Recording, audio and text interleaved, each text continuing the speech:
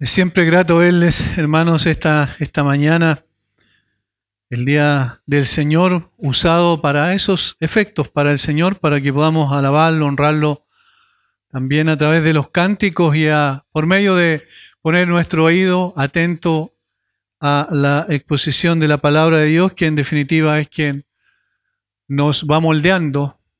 Como yo digo siempre, es el cincel del Espíritu, la palabra que utiliza el Espíritu Santo para ir moldeando nuestra vida, para ir también aclarando conceptos erróneos que probablemente hemos transmitido de generación en generación, producto de la tradición evangélica.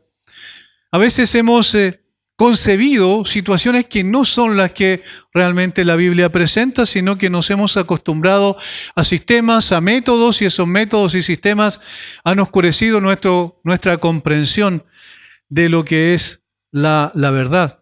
No necesariamente en el sentido de que nos dejen sin comprensión absoluta, porque de lo contrario no podríamos ser creyentes, pero sí en el sentido de concebir algunas cosas en forma equivocada probablemente.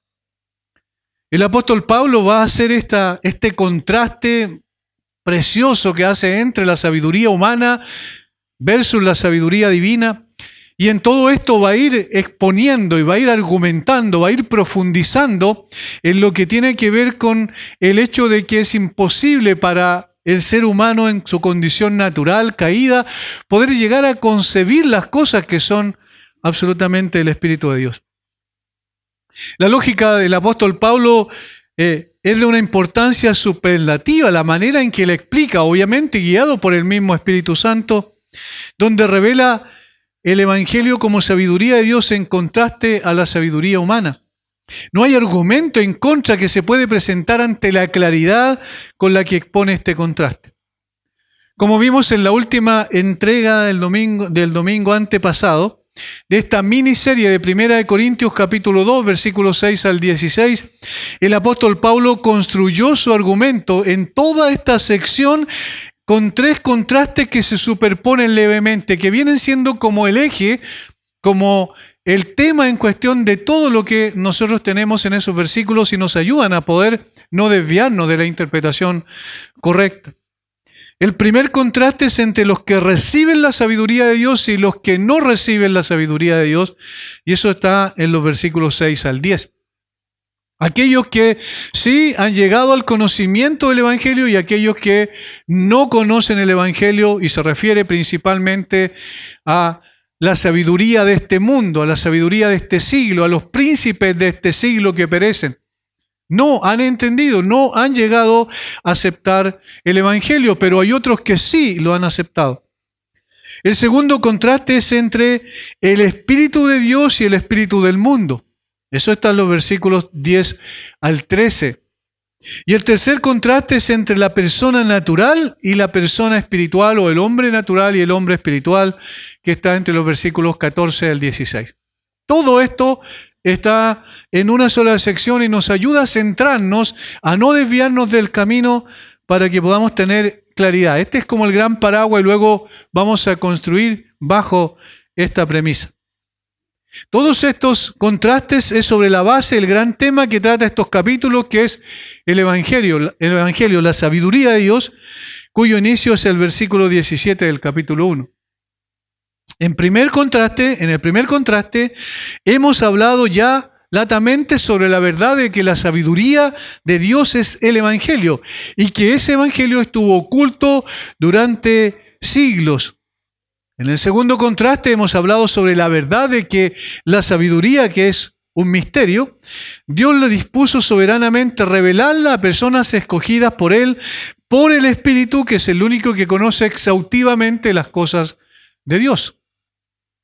Y luego, todavía dentro del segundo contraste, vimos cómo el Espíritu Santo no solo revela la sabiduría de Dios en el Evangelio, sino que también enseña, capacita, ilumina a quienes les revela la verdad para que ellos así, usando el mismo lenguaje, lo transmitan a otros por el mismo Espíritu. Esto solo puede ser posible, y esto lo recalcamos durante todas las exposiciones anteriores, por la agencia del Espíritu Santo obrando en aquellos que Dios ha escogido. Es decir, Sin el Espíritu Santo es imposible tener una comprensión del Evangelio, menos una aplicación del Evangelio a nuestra vida. Sin la obra del Espíritu Santo, las personas permanecen ciegas a las cosas que son del Espíritu de Dios. Hoy seguiremos el argumento del apóstol en su tercer contraste, es decir, el contraste entre el hombre natural y el hombre espiritual.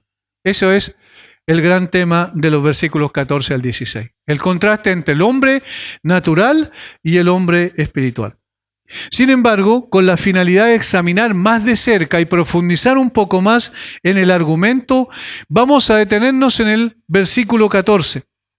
Uno de los versículos más conocidos probablemente de 1 Corintios, y es también uno de los textos más descriptivos de la naturaleza humana desde la perspectiva de Dios. Esto hay que tenerlo claro. Cuando decimos el apóstol Pablo dice, nosotros estamos diciendo al mismo tiempo el Espíritu Santo dice, porque el apóstol Pablo fue instruido y fue gobernado y fue guiado y fue conducido por el Espíritu para escribir lo que nosotros tenemos aquí. Es decir, no nos equivoquemos con estos teólogos de la actualidad muchas veces que dicen la teología de Pablo, la teología de Juan. No, hay una sola teología, porque el Espíritu Santo es uno solo. Usó a Pablo, usó a Juan, usó a Pedro, pero el Espíritu Santo es uno solo. Por tanto, la descripción que hace aquí el apóstol Pablo en el versículo 14 de la naturaleza humana es la descripción de Dios. Dios lo ve así, es la perspectiva que Dios tiene del hombre, no es lo que nosotros pensamos de nosotros mismos. Y explica en él cómo reacciona el hombre en su naturaleza caída ante la manifestación de la sabiduría de Dios en el Evangelio. Y esto nos dará más luz por qué este hombre natural considera el Evangelio como una estupidez, un absurdo, un sinsentido, una locura, como dice el texto ahí en el versículo 14. Cuando nosotros apreciamos, vemos el versículo 14, podemos ir entendiendo algunas cosas que nos quedan en la mente muchas veces, que no tenemos una razón fundamental por la cual la gente en forma natural rechaza el Evangelio. Quizás para nosotros es algo incomprensible.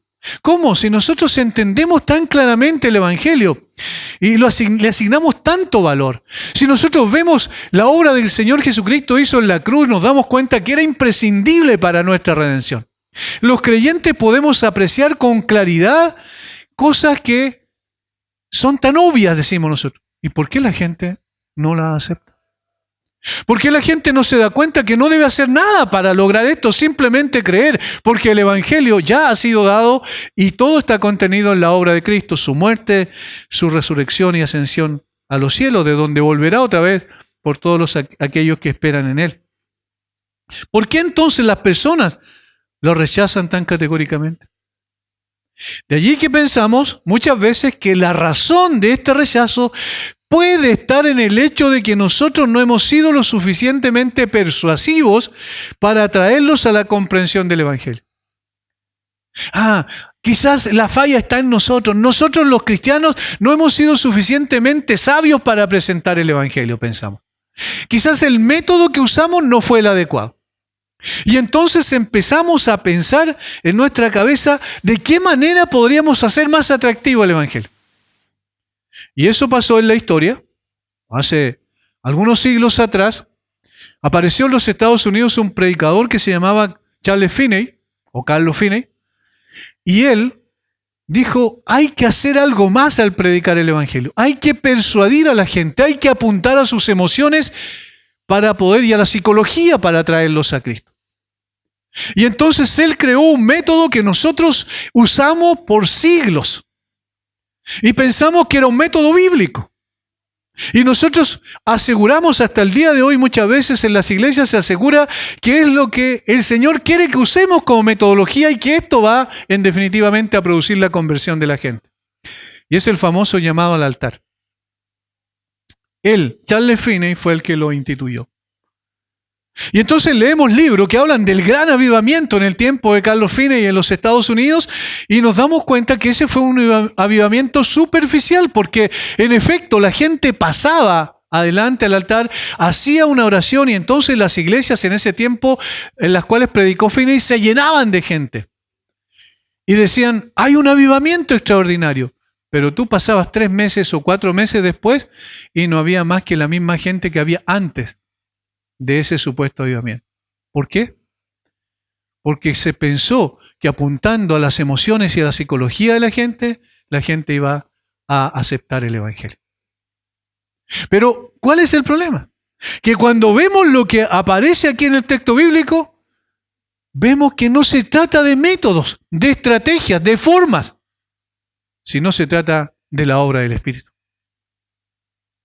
Pero el hombre natural no percibe las cosas que son del Espíritu de Dios. Escuchen bien, no percibe las cosas que son del Espíritu de Dios. Pero pastor, si usamos esta forma, entonces vamos a atraer a la gente. Pero si usamos este método, entonces la gente va a llevar a Cristo. No, dice, no percibe las cosas que son del Espíritu de Dios. Y no las puede entender porque se han de discernir espiritualmente. Eso dice en forma clara el texto. Hermanos, no solo hablamos históricamente de esto hace mucho tiempo, sino hace poco tiempo atrás, quizás 10 años, 12 años, 15 probablemente, apareció en los Estados Unidos también un predicador que mostró supuestamente en la práctica, usando ciertos métodos de marketing, es decir, de la comercialización del mundo secular, de la empresa, usando ciertos métodos, entonces pudo llegar en poco tiempo a tener una iglesia en Saddleback, en California, Estados Unidos, de 10.000 miembros. Y escribió un libro que se llamaba Una iglesia con propósito. Después escribió otro que se llama Una vida con propósito. Y estableció una metodología, y esa metodología era hablarle a la gente en un lenguaje distinto. Y entonces dividió los cultos en su iglesia de tal manera que habían cultos para padres solteros, para madres solteras, cultos para ancianos, cultos para jóvenes, y dividió la iglesia completamente cultos para gente divorciada, separada, y pensó, de esa manera, entonces la gente va a recibir el Evangelio, lo va a entender el Evangelio. Pero, ¿qué pasa con el versículo 14 de Primera de Corintios 2? ¿Será que estos métodos, estos programas y estrategias hacen más aceptable el Evangelio a las personas? ¿Será que la persuasión de sabiduría humana es importante para que la gente acepte el Evangelio? En otras palabras, ¿será importante y trascendente que si encontramos la forma correcta de convencer a las personas, ellas estarán dispuestas a abrazar el Evangelio? Es decir, es posible que empleando sabiduría humana podemos llevarles a una comprensión de la sabiduría divina. ¿Es posible que empleando sabiduría humana podamos llevar a la gente a la comprensión de la sabiduría divina? Es absolutamente absurdo, no tiene sentido. El Evangelio no necesita aditivos. El Evangelio, de hecho, no nos necesita a nosotros. El hecho de que Dios nos escogiera como vasos de barro para llevar el tesoro del Evangelio es un gran privilegio. Pero el Señor no nos necesita a nosotros. El Señor nos usa a nosotros porque Él quiso darnos ese privilegio. De tal manera que no está en la sabiduría humana, no está en la persuasión por la cual nosotros podamos convencer a la gente. En una ocasión, cuando tenía el programa de radio en Villarrica del 2010 al 2014, un locutor me dijo, ¿usted el que busca convencer a la gente por medio del programa? Y yo le dije, no, yo no busco convencer a la gente. Esa no es mi tarea. Yo simplemente le presento la verdad. La tarea de convencer es del Espíritu de Dios. Es decir, no podemos llevar a la gente al conocimiento de la sabiduría divina por medio de la sabiduría humana. ¿Por qué? Porque el hombre natural no percibe las cosas que son del Espíritu de Dios. Y que es nuestro texto en que lo veremos en 2 partes. Primero, la condición del hombre natural, es decir, la descripción Y segundo, la percepción del hombre natural. Una cosa trae a la otra. Primero entonces vamos a la condición del hombre natural. Pablo dice, pero el hombre natural. ¿Qué es lo que está diciendo con eso? ¿Qué significa eso? Primero notemos el contraste contextual que se da para entender mejor a qué se está refiriendo Pablo.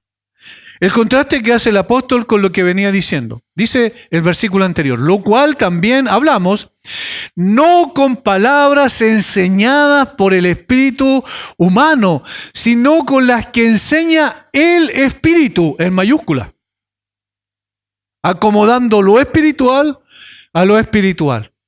Pero el hombre natural. ¿Ven el contraste?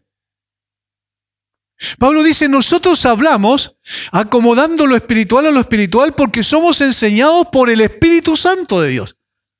De tal manera que nuestro lenguaje con el cual llevamos ese evangelio es un lenguaje que el Espíritu Santo nos enseñó a usar. Pero el hombre natural, ¿lo ven? Es decir, el hombre natural no está capacitado para entender el lenguaje del cielo. Yo colocaba este ejemplo en el primer culto. Hermanos, si alguien viene aquí, se para en este púlpito y comienza a predicar la palabra en chino, todos nosotros diríamos es una locura, es una estupidez. No entiendo nada. ¿Por qué? Porque no es nuestro lenguaje. ¿Qué pasa si nosotros vamos y hablamos con la gente y le decimos a la gente, mira, tú eres un pecador, como normalmente se dice, ¿cierto? Estás absolutamente perdido. Cristo murió por ti en la cruz para darte redención, para transformar, para cambiar tu vida y llevarte un día a la gloria con Él. La persona dice, ¿qué me importa a mí? ¿Por qué? Porque no es un lenguaje que él esté acostumbrado a entender. No puede entender eso porque es un lenguaje espiritual, el lenguaje espiritual, cierto, aunque sean nuestras palabras humanas hablando eso, en la comprensión de esas cosas es algo ininteligible para la gente. Por eso Pablo dice, lo cual también hablamos, predicamos, no con palabras enseñadas por sabiduría humana, sino con las que enseña el Espíritu. Pero el hombre natural, aquí está el pero, el contraste, porque es imposible que él lo entienda. El gran misterio del Evangelio, del cual viene hablando el apóstol Pablo, permaneció así desde tiempos inmemoriales y sigue así en la mente de las personas, aún las más encumbradas intelectualmente, aún la gente que tiene un CI, un coeficiente intelectual altísimo, no puede comprender estas cosas. ¿Por qué? Porque son dadas en un lenguaje espiritual. Pero Dios en su gracia quiso revelar este misterio en aquellos que le aman, dice el texto anterior, o los textos anteriores, aquellos que Él escogió soberanamente para iluminar sus mentes y corazones y hacer comprensible este mensaje trascendente para su salvación. Y eso ha pasado con nosotros también. Para ello fue imprescindible, ¿qué cosa? La agencia del Espíritu Santo, la obra del Espíritu Santo. Sin ella sería completamente imposible. El Espíritu iluminó nuestras mentes y corazones, nos trajo de las tinieblas a su luz admirable. Pero el hombre en su naturaleza caída no tiene acceso a esta comprensión. Y ahora empezamos a entender de qué está hablando el apóstol Pablo cuando dice hombre natural. Pablo utiliza una palabra, natural, que se utiliza solo 5 veces en el Nuevo Testamento para describir al hombre en su estado natural. Esta es la primera vez que aparece en el Nuevo Testamento. La segunda es 1 Corintios 15, 44, en el contexto de la resurrección de Cristo, donde el apóstol Pablo habla del cuerpo natural, de corrupción que tenemos, versus el cuerpo de gloria. Y el versículo 46 también, que utiliza la misma palabra y se refiere a lo mismo. Luego la utiliza otras 2 veces en Santiago 3.15 y en Lucas 1.19. Decimos uno porque Lucas tiene un solo capítulo, ¿cierto? O sea, Judas tiene un solo capítulo. En Judas 1.19. Santiago 3.15 y Judas 1.19. Veamos a Santiago 3.15 para poder entender a dónde se utiliza específicamente esta palabra. Santiago está haciendo un contraste aquí también. Dice, porque esta sabiduría no es la que desciende de lo alto, sino terrenal, animal, ahí está la palabra. Terrenal, animal o natural, diabólica. Utiliza 3 adjetivos para referirse a esta sabiduría. Dice, esta sabiduría, primero, no es del cielo, sino es de la tierra, terrenal, ¿cierto? Lo segundo que dice, esta sabiduría es animal o natural, para usar el mismo concepto de Pablo. Y tercero, es diabólica, dice. Lo que está diciendo aquí Judas es que esta sabiduría es imposible que el hombre la pueda captar, algo similar a lo que Pablo está diciendo, porque el hombre capta las cosas que son terrenales, naturales, bajo el cielo. Y esta sabiduría es diabólica. ¿Por qué? Porque es concebida en el corazón de un hombre pecador. Ahora, noten el contraste en el versículo siguiente, versículo 17, en el subsiguiente. Pero la sabiduría, y aquí va a hablar de otra, pero la sabiduría que es de lo alto. ¿Notan la diferencia? Terrenal versus lo alto. Pero esta sabiduría que es de lo alto es primeramente pura, después pacífica, amable, benigna, llena de conocimiento y de buenos frutos, sin incertidumbre ni hipocresía. Ahí está la gran diferencia con la otra sabiduría. Por tanto, Judas la utiliza en un contexto similar a como Pablo da a conocer. No igual, pero similar. Ahora, Santiago quiero decir, perdón. Ahora vamos a Judas. El libro más pequeño, probablemente uno de los más pequeños del Nuevo Testamento. Es el penúltimo libro de la Biblia. Y el versículo 19, Judas está describiendo a aquellos que se introducen y que dicen ser creyentes dentro de la iglesia y que producen divisiones. Y utiliza aquí también la palabra. Dice, estos son los que causan divisiones, los sensuales, dice Judas. Y aquí es la misma palabra. Es la palabra que utiliza Pablo, es la palabra que utiliza Santiago, es la palabra que utiliza Judas aquí. Y aquí se traduce sensuales. En Santiago se traducía animal, aquí se traduce sensual. Pablo la traduce como natural. Pero es el mismo sentido. ¿Y a quiénes describe aquí Judas con esa palabra? A los no regenerados que causan divisiones en la iglesia, que asumen que son creyentes, pero no son creyentes y producen problemas dentro de la iglesia. Y le dice los sensuales. Es decir, ¿quiénes? Los que están gobernados por sus sentidos. Los que están gobernados por las cosas que pueden palpar, que pueden ver físicamente. Esas personas pueden percibir lo que es del Espíritu de Dios bajo ninguna circunstancia. ¿Por qué?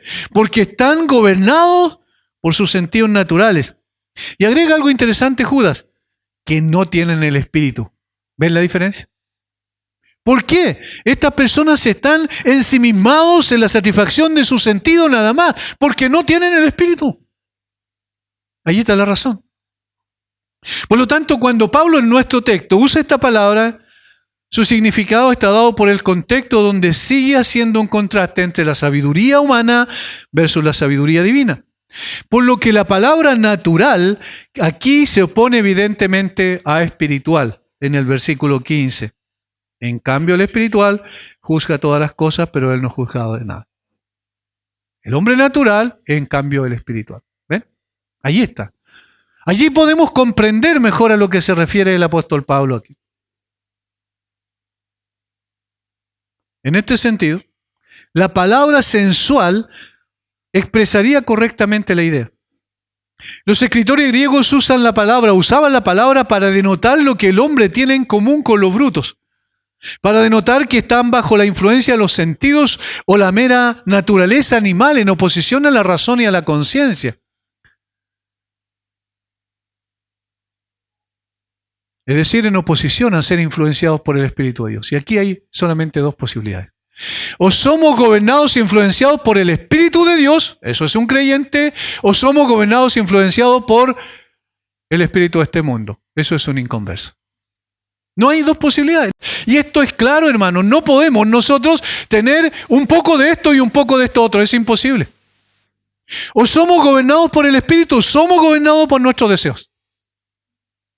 Las dos cosas son imposibles unirlas.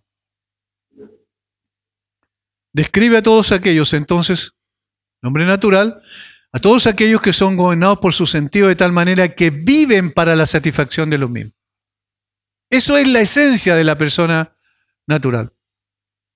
Ahora, todo el contexto muestra que la persona de la que se habla aquí es el hombre en su estado natural, sin instrucción y sin la ayuda del Espíritu de Dios. Desde la mitad del capítulo anterior se mencionan dos descripciones de personas. Uno sabio en cuanto al conocimiento terrenal, pero espiritualmente ciego. Y como consecuencia de esta ceguera, derramando desprecio sobre el Evangelio. Noten que esta es una condición, no es una actitud. La actitud es consecuencia de la condición. Y esto es un ejemplo que he puesto antes, pero que es muy fácil de entender. Si yo coloco un león aquí, y adelante coloco dos mesas, y en una mesa coloco un pedazo de carne y en otra mesa coloco un pedazo de fardo de pasto. ¿Qué es lo que va a comer el león siempre? No a veces. ¿Qué es lo que va a elegir? ¿Por qué? Porque es carnívoro. Es decir, lo que el león es en su naturaleza determina lo que hace. ¿De qué se alimenta? Coloco otro ejemplo. En lugar de un león coloco un caballo. Y coloco carne y pasto. ¿Qué es lo que va a elegir? No a veces, no circunstancialmente, sino siempre el caballo. El pasto. ¿Por qué? Porque es herbívoro. Ahora, apliquemos este ejemplo. Coloco a un hombre natural aquí. Y voy a colocar pecado y voy a colocar evangelio. ¿Qué es lo que ese hombre natural siempre va a escoger? Pecado, porque esa es su naturaleza. ¿Entienden? Entonces lo que está diciendo Pablo aquí, que el hombre natural es una persona que está gobernado por sus sentidos, por su condición, y entonces siempre va a elegir el pecado. Y si elige el pecado, entonces le va a ser para él repudiable el evangelio. ¿Se entiende? Está ciego ese hombre. Y por eso desprecia el evangelio. El otro, la otra persona de la cual habla Pablo también, del capítulo 1 en adelante, es una persona espiritualmente iluminada y como consecuencia de esa iluminación, cuenta el evangelio como la más rica manifestación de Dios de sabiduría y poder. Es decir, lo que el otro rechaza categóricamente, y aquí colocamos el otro ejemplo, un creyente, una persona iluminada por el Espíritu de Dios, y está el pecado y el evangelio. ¿Qué es lo que va a buscar siempre y va a valorar sobre todas las cosas el creyente? El evangelio. Esos son los dos tipos de personas de las que habla todo el contexto. Al primero, a esa persona que es ciega espiritualmente, el apóstol denomina el sabio, el escriba, el disputador de este siglo. Y comprende entre ellos los príncipes de este mundo. A estos, en nuestro texto, se le llama hombre natural. Es decir, las personas que solo viven para las cosas terrenales, que solo viven para las cosas que tienen delante de sus sentidos naturales y que pueden captar y apreciar de esa manera. Entonces se levantan en la mañana pensando cómo satisfacer mis deseos. Se levanta y trabaja y lucha y se sacrifica para satisfacerse a sí mismo. Y entonces viene alguien y le dice, pero mira, esto es el Evangelio, y le presenta el Evangelio de Cristo y dice, no tengo tiempo para eso. Mi mente y mi corazón están en otras cosas, son más importantes estas cosas. Pero mira el cambio que se obró en mí. Bueno, pero eso te hizo bien a ti, pero yo tengo otra cosa en mi mente. Ahora una cosa importante, hay que constatar que estas personas no están privadas de sus capacidades naturales. Pablo no dice eso. Es decir, tienen un coeficiente intelectual quizás muy alto, tienen la capacidad de estudiar carreras importantes, tienen la capacidad de poder fundar empresas, de poder ser gobernantes, aunque ahora los gobernantes no son tan sabios ni inteligentes, terrenalmente. Sin embargo, tienen la posibilidad de desarrollar sus cualidades y capacidades. Y esto nos lleva al segundo punto, que viene siendo la consecuencia de esta descripción de la condición que describe en la primera parte. Y es la percepción del hombre natural.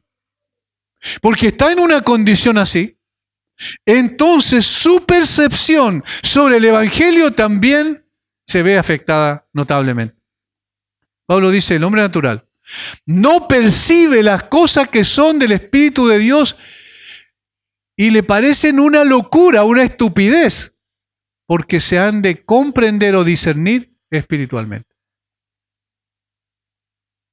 Es un hecho de la causa que la condición determina la actitud que tiene frente al Evangelio.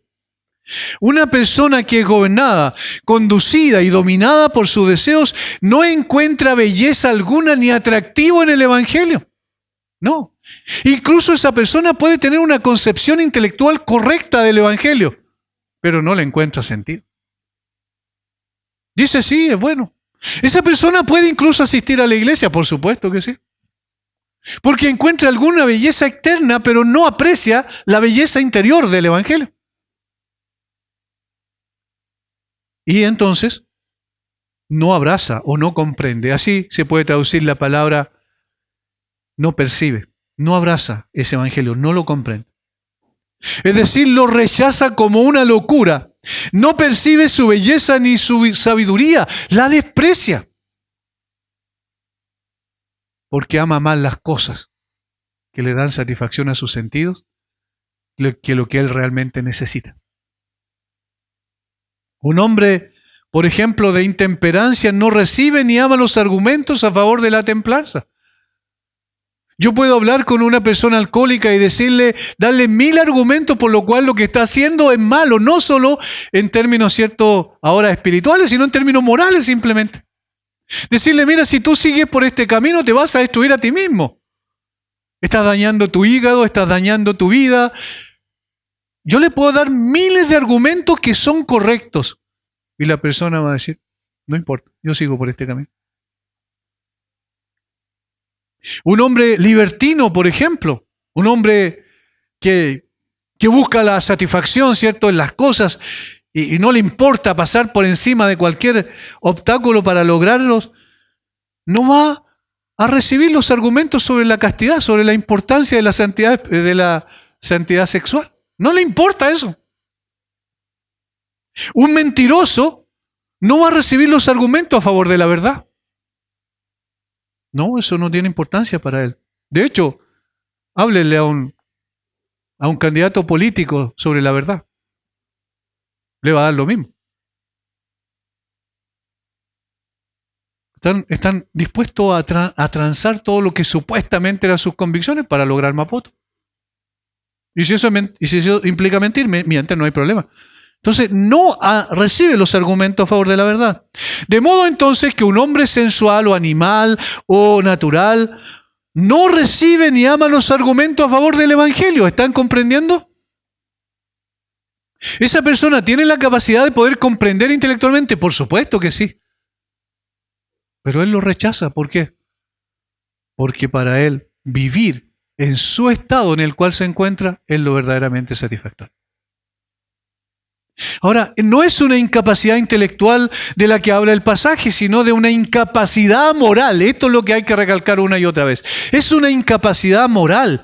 Juan expresa esta misma verdad. Dice, y esta es la condenación, que la luz, Jesucristo, ¿cierto?, vino al mundo y los hombres amaron más las tinieblas que la luz.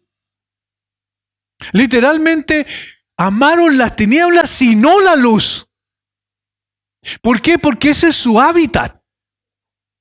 Ese es el lugar en el cual se encuentran y les parece precioso y les parece adecuado porque da satisfacción a sus sentidos naturales. La gente no quiere salir de esa condición. aman eso que les puede dar satisfacción a su sentido. Y entonces no tienen ojos para otra cosa que no sea eso, no pueden ver más allá. El ejemplo que podemos dar y que es muy fácil de entender, un pez que ha vivido toda la vida en el océano, evidentemente ese es su hábitat, no conoce otra cosa, no entiende la belleza de los paisajes, no tiene comprensión sobre otras cosas que puede tener delante de sus ojos, porque ese es su hábitat, siempre ha vivido allí. Y entonces, si alguien va y le habla, y se pudiese entender intelectualmente, y se le habla sobre que hay otro mundo terrenal, que es un mundo precioso también, con paisajes extraordinarios, con frutas, con una cantidad de cosas, el pez dice, este está loco. El mundo que yo conozco es este. Y este es el que da satisfacción a mis deseos.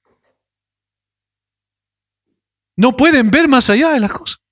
¿Y por qué el hombre natural ama el pecado, ama las tinieblas? ¿Por qué? Porque sus obras son malas, dice. No quiere que descubran su condición real. Por tanto, la incapacidad es moral. Él ama aquello que debería odiar y odia aquello que debería amar. Los hombres en su estado natural caído aman su vida sin Cristo, están entregados a una mente sensual. Viven para estas cosas como fin último de sus vidas, como propósito sublime. Rechazan el Evangelio y a Cristo porque no pueden ver ninguna belleza ni atractivo en ello. Juan el Bautista confrontó a Herodes. La mujer que tienes, no te es lícito tenerla porque es la mujer de tu hermano. ¿Y qué hizo Herodes? Le cortó la cabeza. ¿Me entienden? Rechazan naturalmente el Evangelio. ¿Por qué? Porque Herodes amaba su condición en la cual se encontraba con esa mujer que no debía tener. Los ojos de estas personas solo pueden ver aquello que está de acuerdo con lo que buscan, la satisfacción de sus propios deseos naturales. Es el amor por las tinieblas lo que hace que no haya ningún deseo por la luz. Y aquí coloco el mismo ejemplo que colocaba hace un rato, que me parece oportuno, y es el hecho de que si nosotros mentalmente volvemos al tiempo de los reyes, ¿cierto? De los monarcas que eran absolutos y que tenían el poder de la vida y la muerte sobre las personas y a los cuales se les rendía pleitesía, y el que no rendía pleitesía moría. Supongamos que estamos en el mismo grupo de personas que estamos en este lugar, y luego se anuncia con trompetas que viene el rey. Y todos sabemos que cuando viene el rey, porque es la costumbre, porque así debe ser, todos se ponen de pie, agachan sus cabezas en señal de admiración y de respeto y de reconocimiento al rey. Pero dentro del grupo hay una persona que está en silla de ruedas y no tiene la capacidad física para poder ponerse de pie. Y entonces es el único que no se pone de pie cuando entra. Esa persona no se puso de pie no porque no quiso, sino porque no pudo. Ahora, de esto no es lo que habla el texto. La segunda escena, igual exactamente las mismas personas, pero no hay ninguna persona lisiada que está aquí adentro. Entra el rey, se toca la trompeta y entonces el rey viene entrando y todos nos ponemos de pie, excepto una persona.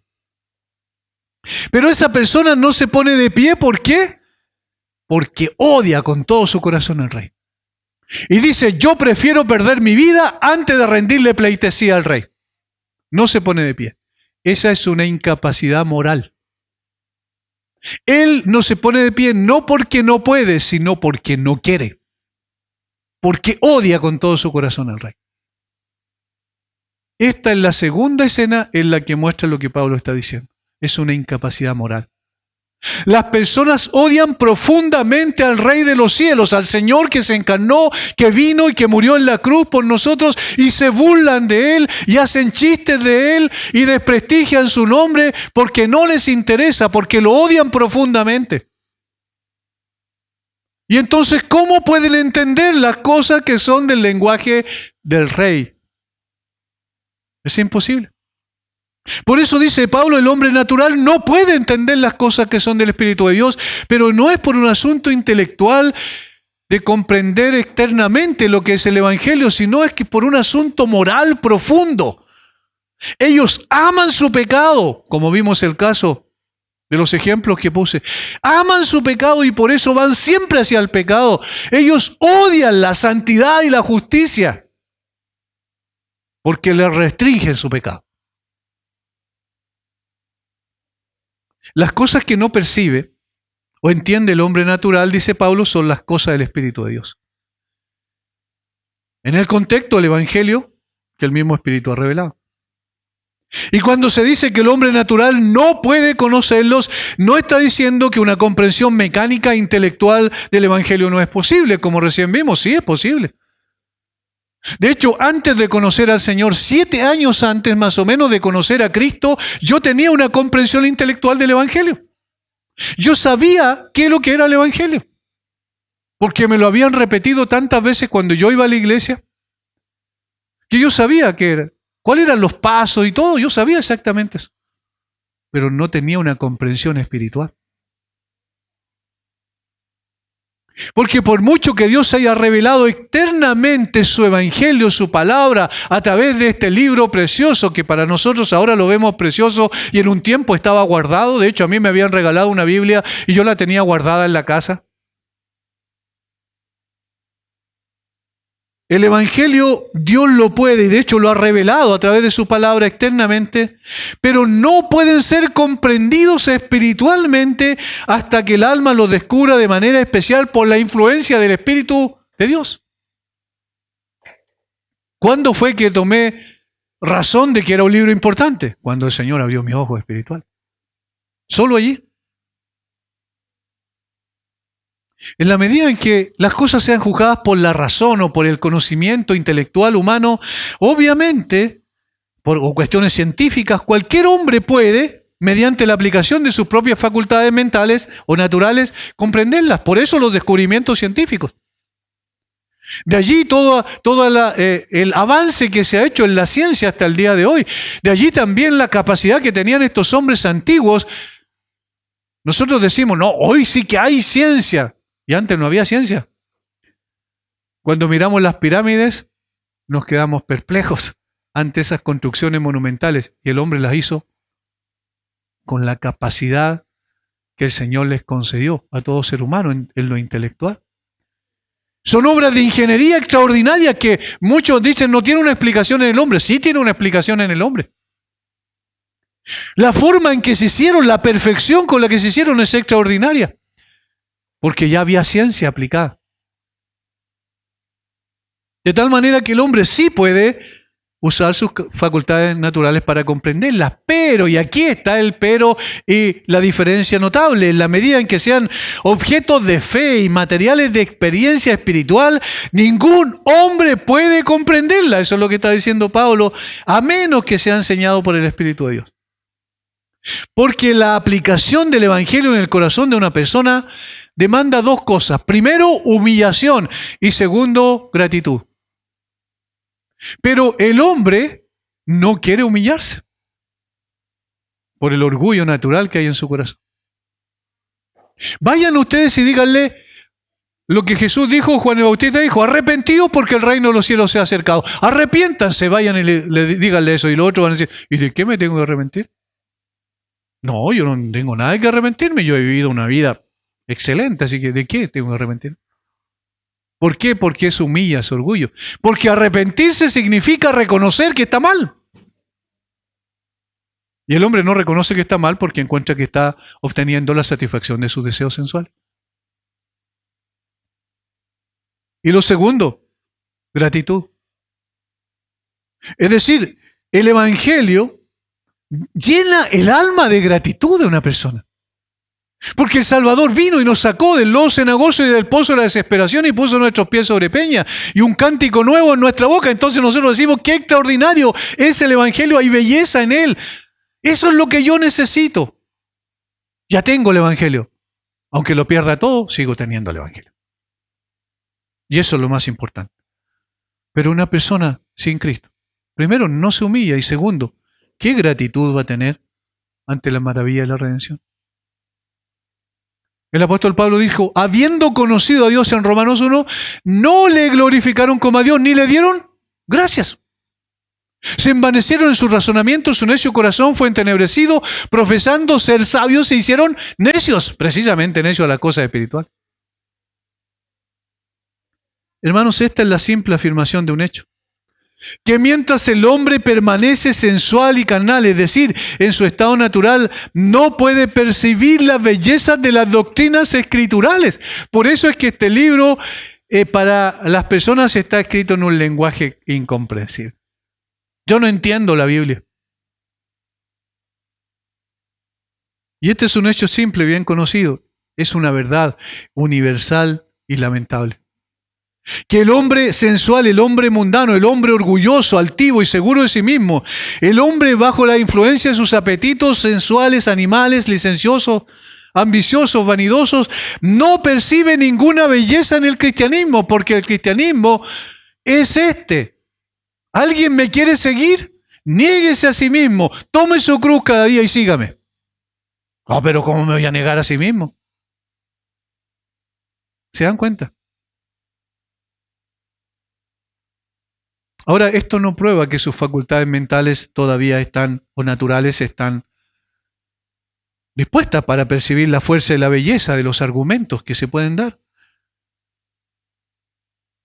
Pero no está dispuesto a abrazar esta verdad. Porque no va a abandonar el amor por las cosas de esta tierra. Tiene todas las facultades naturales que se requieren en el caso y toda la incapacidad de su amor fuerte, su amor que no lo deja despegarse de las cosas de esta tierra, está atado a las cosas de esta tierra, está gobernado por las cosas de esta tierra y entonces no puede ver el reino de los cielos. Le parece una estupidez, un absurdo. Mientras permanezca así, enamorado del pecado, no podrá percibir la belleza del plan de salvación ni la excelencia de las doctrinas cristianas. Necesita amor por estas cosas, pero él ama su pecado. Necesita apreciar, entonces, que solo puede entender esto por las influencias del Espíritu Santo. Es por esta razón que un hombre natural puede incluso apreciar externamente las verdades del Evangelio, aceptar que son buenas y necesarias para el ser humano, sin embargo no puede entender en un sentido relacional sus implicancias más profundas. Ahí está el problema. El problema es más profundo del que nosotros imaginamos. ¿Cuál es la razón? Pablo dice porque se han de discernir espiritualmente, porque se han de entender en el lenguaje del cielo. Como el Evangelio revelado por Dios el Espíritu Santo como agente eficaz del mismo, de otra manera nunca podría estar al alcance de ningún ser humano, también entonces es necesario, imprescindible, que sea el mismo Espíritu abriendo los ojos de la persona a la cual el Espíritu Santo se le presenta. De otra manera, el hombre seguirá siendo un ciego espiritual, insensible a las cosas de Dios, oscurecido su entendimiento de las verdades divinas. Así se corroboró en la manifestación física del Señor Jesucristo cuando estuvo en esta tierra. Nosotros lo vemos yendo de un lado a otro, haciendo grandes bienes a todas las personas, sanando a personas que no tenían ninguna posibilidad de ser sanada, como un leproso, o como una mujer con flujo de sangre que le había acompañado durante 12 años esa enfermedad, o como una hija, como en el caso de Jairo, que estaba muerta en ese momento y el Señor le dio vida. O como los discípulos cuando se anegaban, expertos en navegación, se anegaban en el lago, en el mar de Galilea y estaban pereciendo. Y el Señor calmó la tempestad. O como esos hombres que lo siguieron, esa multitud que lo siguió, de alrededor quizás de más de 20.000 personas, eran solamente 5.000 hombres, contando solo los hombres. Esas personas fueron alimentadas milagrosamente de una manera extraordinaria. Y tantas otras cosas que el Señor hizo. Y atraía la atención de la gente. La gente escuchaba su mensaje y decía, nadie ha hablado como este hombre, jamás. La gente decía, él habla como quien tiene autoridad, no como los escribas y fariseos. Y sin embargo, ¿qué es lo que pasó con ellos? Al final toda esa multitud se volvió atrás. Porque no entendieron quién era Jesús. No vieron belleza en Jesús. La Biblia dice que el Señor vino a su pueblo, a los suyos vino, y los suyos no le recibieron. Aquellos que habían sido depositarios de su revelación, de la ley del Antiguo Testamento, aquellos que por siglos habían estudiado las Escrituras, aquellos que sabían que el mismo Dios les había prometido un Salvador, un Mesías. Estas personas, sin embargo, los suyos no le recibieron. Aquella luz verdadera venía a este mundo, pero fue rechazada tan categóricamente por estos hombres, al punto que finalmente lo pusieron en una cruz. ¿Y por qué lo pusieron en una cruz? Porque lo aborrecían, eso dice el texto bíblico. Los fariseos y los saduceos hicieron un complot contra él, era ponerlo en la cruz. A estos agregaron otro grupo que eran los herodianos. Y estos le dijeron al pueblo cuando Pilato dijo, ¿qué hago con Jesús? Y ellos dijeron al pueblo, lo persuadieron, díganle, crucifíquenle. Y toda la masa le dijo, crucifíquenlo. Pero ¿cómo si Jesús no hizo nada malo? Es extraordinario, hermanos, que las mismas personas que por su conocimiento de las Sagradas Escrituras y sus oportunidades de conocer el carácter de nuestro bendito Señor y las pruebas de su misión divina, tenían los mejores medios para determinar la verdad de su mesianismo, sin embargo no podían ver ninguna belleza en Jesucristo, no podían ver hermosura en Él, como dijo el profeta Isaías en el poema del siervo sufiente, 700 años antes de Cristo, en 53:2. Le veremos más sin atractivo para que le deseemos. Ya estaba profetizado. Le veremos más sin atractivo para que le deseemos. Es decir, la gran masa del pueblo judío consideró que Jesús era un impostor y no era el Mesías realmente. Pero tenía todas las evidencias de que era el Mesías. Cuando Herodes llegaron los magos a Herodes alrededor de un año y más de un año después de que el Señor Jesucristo había nacido. Y él les pregunta, y él le dice, venimos a adorar al rey que ha nacido.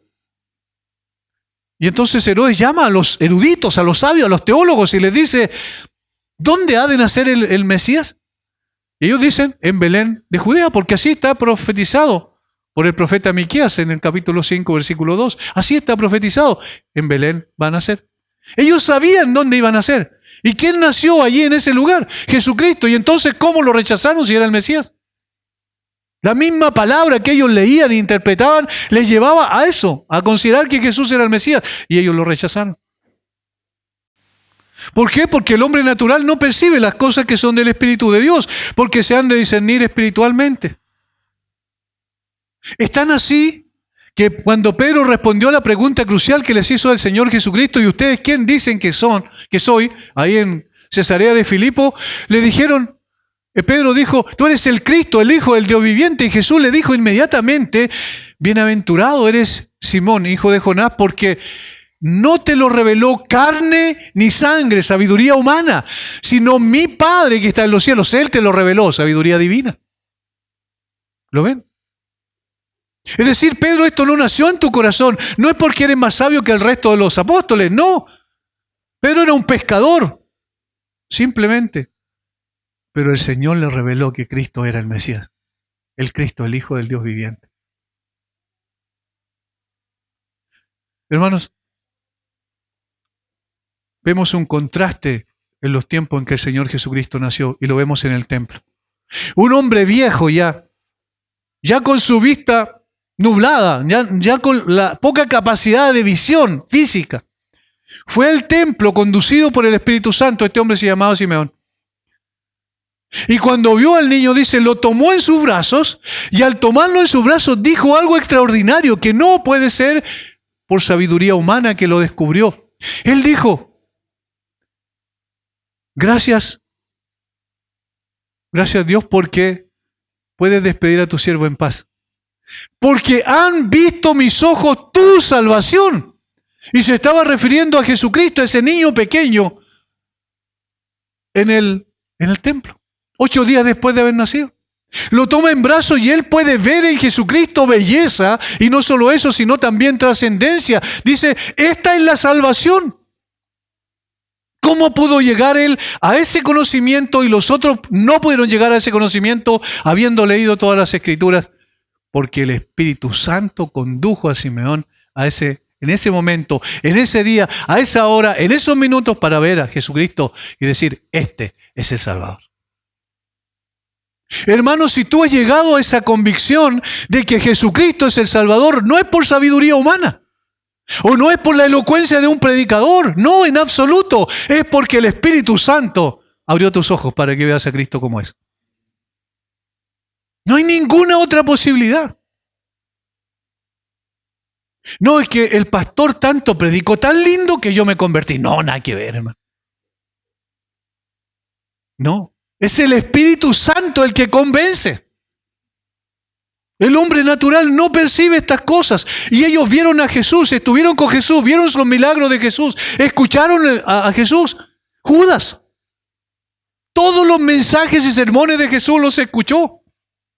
Vio el poder de Jesús y sin embargo no creyó en él. Porque la única manera de que el hombre natural pueda ver belleza y atractivo en Cristo es por medio de la obra del Espíritu. Es imprescindible esto, porque solo el Espíritu quita el embotamiento natural de la mente y del corazón e ilumina nuestras facultades para ver que lo que nunca vimos y apreciar lo que antes odiábamos. Ahora veamos en la época apostólica otro ejemplo más. ¿Qué pasó en ese tiempo?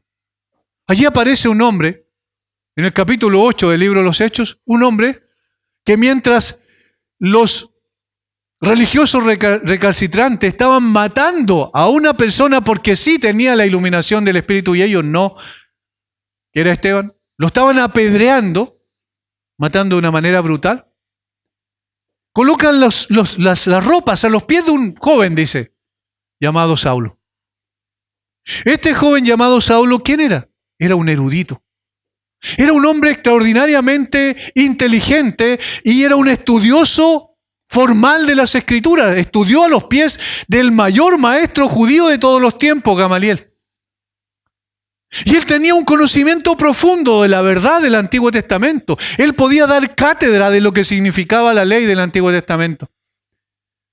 Sin embargo, estaba ciego espiritualmente. ¿Por qué? Porque el capítulo 9 del libro de los Hechos, en los versículos 1 y 2, dice que él iba camino a Damasco enfurecido, esa es la palabra que utiliza en el original, como un toro rabioso, echando humo por las narices, de rabia. ¿Para qué? Para ir a Damasco y buscar a los creyentes que ven ahí y llevarlos presos a Jerusalén. Él odiaba a la iglesia profundamente, odiaba el cristianismo, no veía belleza en esa doctrina del cristianismo. ¿Hasta qué? Hasta que el Señor le salió al encuentro. A mediodía, donde el sol alumbraba con mucha potencia, sin embargo, cuando él iba en su cabalgadura, él fue sacado de su cabalgadura, cayó a tierra, fue humillado físicamente, pero no solo eso, sino cuando comprendió quién era el que estaba hablando con él, cuando le dice, yo soy Jesús a quien tú persigues, dura cosa te dar cosas contra el aguijón. Allí fueron abiertos los ojos de ese hombre. Era un gran teólogo, sin embargo estaba equivocado. Y fueron abiertos los ojos de ese hombre a tal punto que él dice, Señor, ¿qué quieres que yo haga? Y de perseguidor se transformó en un seguidor de Cristo. Y de un hombre que odiaba a la iglesia se transformó en un ícono de la iglesia. Eso lo puede hacer solo el Espíritu de Dios. No es por sabiduría humana. Y por eso este hombre después dio su vida por el Evangelio. Y por eso este hombre dice, cuando yo llegué a ustedes, Corintios, llegué sin saber nada, solo a Cristo y a este crucificado. Eso es suficiente. Hermanos, de eso se trata. Solo un hombre natural puede llegar a ser un hombre espiritual por la obra del Espíritu de Dios.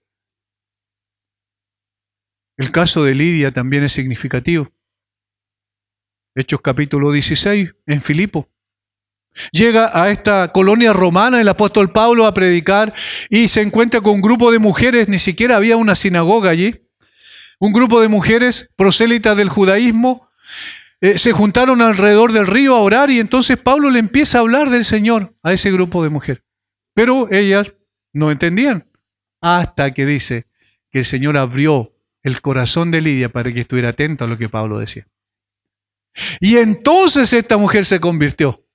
Y entonces pasó de ser una mujer natural a una mujer espiritual, por la obra de Dios. También es la misma realidad que vemos en el día de hoy. El rechazo a Jesús, el rechazo que Pablo tenía primariamente a Jesús, el rechazo que los otros personajes también del Nuevo Testamento tenían a Jesús, y que solo fue cambiado por la obra del Espíritu. Hoy día ocurre lo mismo. La gente naturalmente rechaza el Evangelio. Sabemos que los que reciben el Evangelio no es la gran masa de personas ávida por estas verdades trascendentes, sino una minoría en los que el Espíritu sigue abriendo el entendimiento para que conozcan este glorioso Evangelio. Hoy, al igual que en los tiempos de Pablo, los grandes intelectuales de nuestra época siguen considerando el Evangelio como una estupidez. Pregúntenle a todos estos supuestamente que tienen los micrófonos de la televisión, de los diarios, de la prensa, de los medios virtuales que en el día de hoy, el 99% de esa gente no percibe las cosas que son del Espíritu de Dios. Todavía encontramos el rechazo categórico porque es el hombre natural. Y en su condición natural actúa así. Por eso es que estas palabras del Señor Jesucristo en Mateo capítulo 11, versículos 25 y 26 hacen sentido. Miren lo que el Señor dijo ahí. Mateo 11, versículos 25 y 26. Poco antes de decir, venid a mí todos los que estáis trabajados y cargados, que yo os haré descansar, y llevad mi yugo sobre vosotros. Poco antes de eso el Señor dijo algo extraordinario. Dijo, te alabo, oh Padre, Señor del cielo y de la tierra, porque, escuchen bien, escondiste estas cosas de los sabios y los entendidos y las revelaste a los niños. Y aquí está la motivación. Sí, Padre, porque así te agradó. Porque así lo determinaste simplemente. Porque esa es tu voluntad. Porque así tú lo quisiste. Esconder estas cosas de los sabios, los intelectuales, los famosos, los poderosos y revelarlas a los niños. Hermanos, nosotros nos encontramos entre esos niños. Y por eso hoy día somos hijos de nuestro Padre Celestial.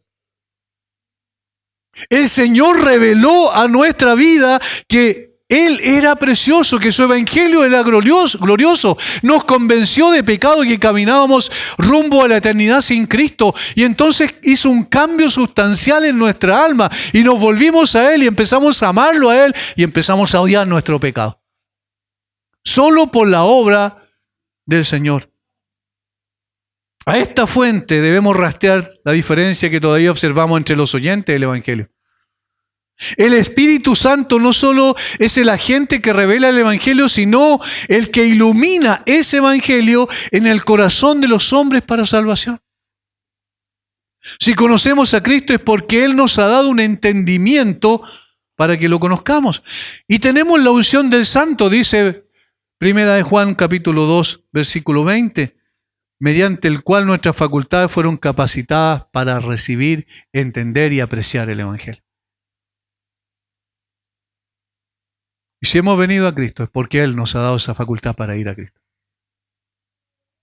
Todo lo que el Padre me da, vendrá a mí. Y al que a mí viene, no le echo fuera. Y el Padre, ¿cómo envía a los suyos a los pies de Cristo? Por la obra del Espíritu Santo. Por eso, hermanos, si seguro tú tienes parientes que no son creyentes, personas que amas con todo tu corazón pero que no son creyentes, no tiene que ver con el método que utilizas para acercarte a Él. No tiene que ver con la forma en que tú aplicas para hablarle del Evangelio. Tiene que ver con la obra del Espíritu de Dios en su corazón. Háblale del Evangelio y luego da un paso atrás. Porque solo Dios puede iluminar esas facultades para llevarles a Cristo. No te desesperes en el proceso porque tú no puedes cambiar su corazón. El Espíritu de Dios sí. Y entonces cuando eso sucede, la fe de esa persona va a estar puesta en el poder de Dios y no en la sabiduría humana. Padre, gracias por este tiempo que nos regala, Señor, alrededor de tu palabra. Qué bueno, Padre, que tú sacas de nuestra mente y corazón aquellas cosas que están quizás muchas veces cerradas, a veces por la tradición, para colocar en contexto lo que realmente debemos entender. Danos de tu gracia, Señor, para poder obrar y actuar conforme a tu palabra y no según nuestras percepciones.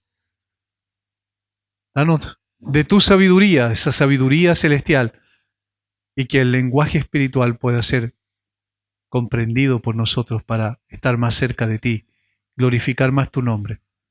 Y que tú sigas, Señor, enviando tu Espíritu para convencer de pecado a muchos más que lleguen a los pies de Cristo. Gracias por este tiempo. En el nombre de Jesús. Amén.